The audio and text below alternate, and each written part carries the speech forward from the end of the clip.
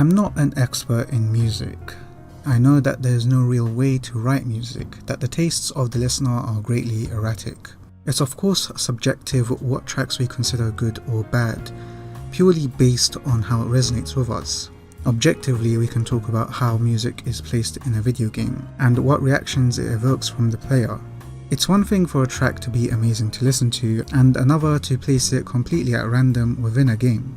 I greatly admire developers who are able to place music appropriately, and a means to contribute to world building, association, creating an atmosphere, or adapting to what the player is doing. Usually when you load up a game, you're met with a title screen and music that sets a tone, giving you a taste of what's to come.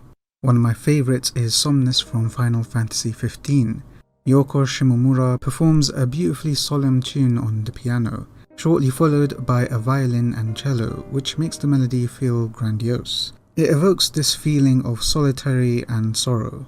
I feel that this track greatly relates to the theme and story of the game. Noctis is shy and reserved, trying to hide it by acting cool. He's the only child in his family born into royalty. Though he has a strong bond with 3 friends, he loses his city and father and reluctantly goes on a journey to save the world. The game isn't all sunshine and rainbows, and that's evident from the title screen music.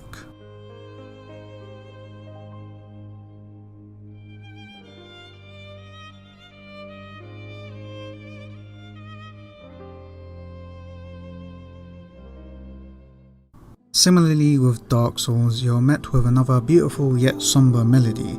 Beneath that is a subtle choir and slight chimes, which I feel lends to the idea of holiness as it reminds me of church instruments.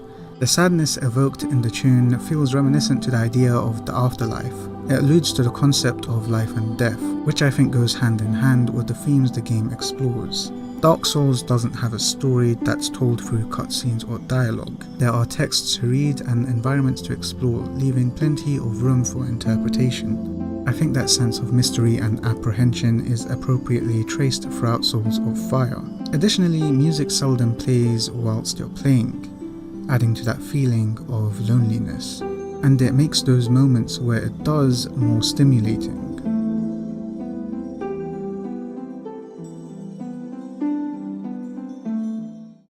With Uncharted 1 to 3, the title screen greets you with a powerful orchestra of instruments. It provides me with the notions of adventure, and gears me up for an enthralling experience. The overbearing instruments remind me of the Indiana Jones films, and that association greatly piques my interest. When I hear something that feels familiar, I'm more inclined to delve deeper into what's ahead. The music helps to distinguish the game from others in the action-adventure genre. It's a powerful method of creating a tone and familiarizing the player with it.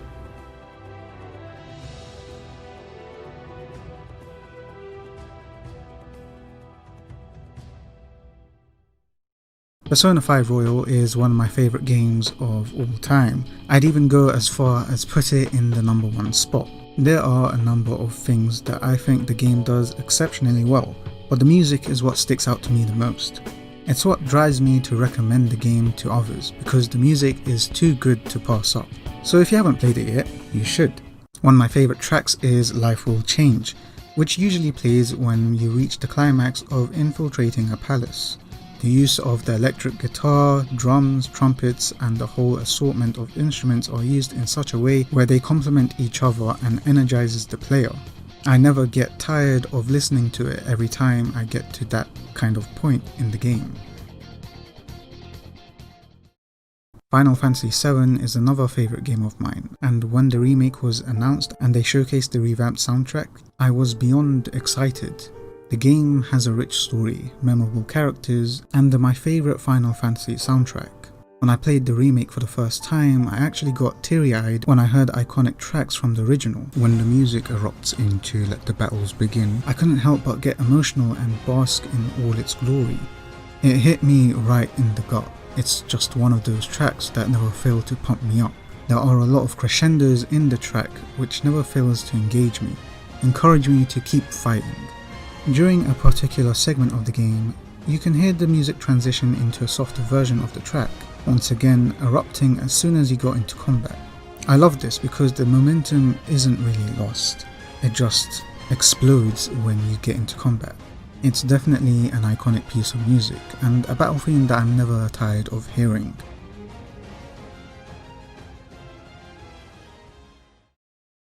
I have a profound respect for composers, as they have the task of writing music with several renditions and smooth transitions. They have the job of creating pieces of music for different aspects of the game to evoke certain reactions from the player.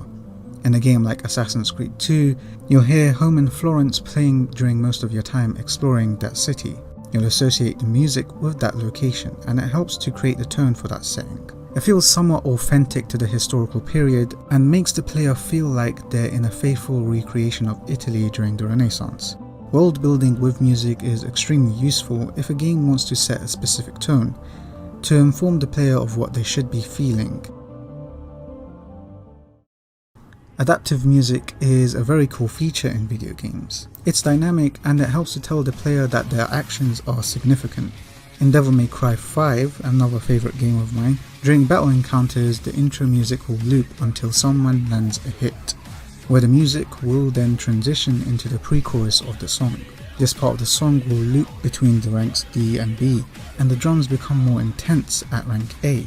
Then the chorus kicks in at rank S and higher. It's a very rewarding feeling to hear the intensity of the music gradually increase once you successfully pull off combos. Unfortunately, this won't be very recognizable to all players. I didn't know this was a thing myself until recently, and it's a shame because the way music is used is very impressive.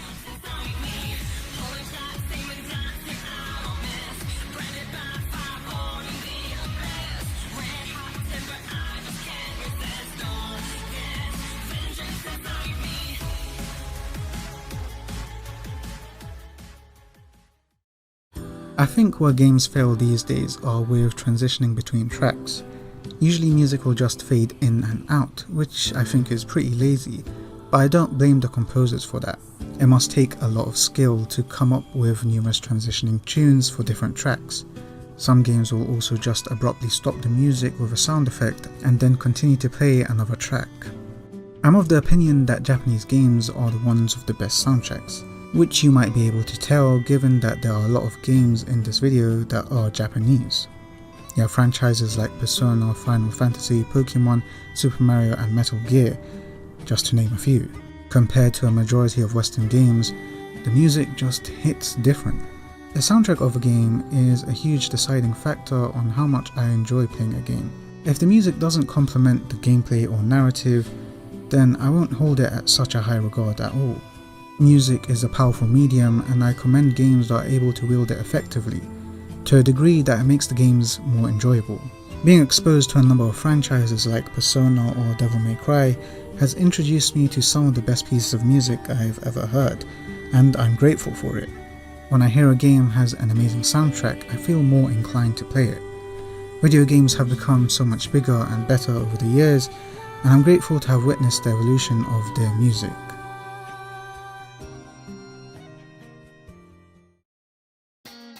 If you enjoyed this video, please consider liking and commenting so that we can get some interaction going.